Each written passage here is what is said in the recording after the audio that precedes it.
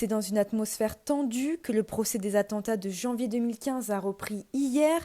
Pendant toute la matinée, les robes noires des avocats se sont succédé à la barre concernant la visioconférence du principal accusé malade Alireza Polat.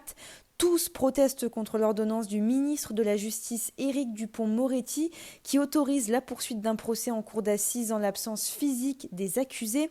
Selon la défense, cette ordonnance est un texte illégal. Des critiques relayées par les avocats de la partie civile qui ont dénoncé une ordonnance dont la constitutionnalité porte à discussion. Maître Richard Malka, avocat de Charlie Hebdo, a parlé d'un procès au bord du naufrage. Si on n'est pas à la hauteur des enjeux de ce procès, on sera tous responsables d'un échec. On vous demande d'être les premiers magistrats de France à juger un accusé aux assises en dehors de sa présence. Ce sont nos noms à tous qui seront liés à cette décision, a-t-il déclaré à la barre. Tous les avocats ont parlé d'une encontre aux libertés fondamentales et ont demandé la suspension du procès pour une semaine afin que l'accusé malade puisse retrouver sa place dans le box.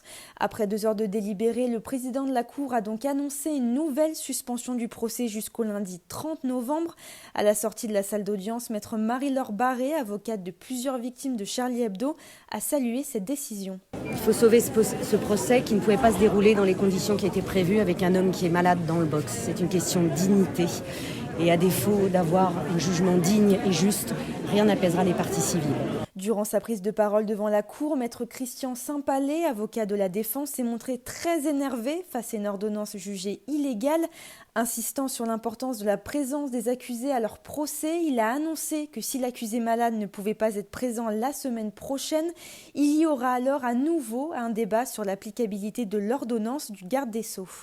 La Cour va faire du droit. Et lundi, nous l'inviterons encore une fois à faire du droit. Si M. Polat est là, il n'y aura aucune difficulté. S'il n'est pas là, eh bien nous redébattrons sur l'applicabilité de cette ordonnance ou pas. Je maintiens que cette ordonnance n'est pas applicable à notre situation.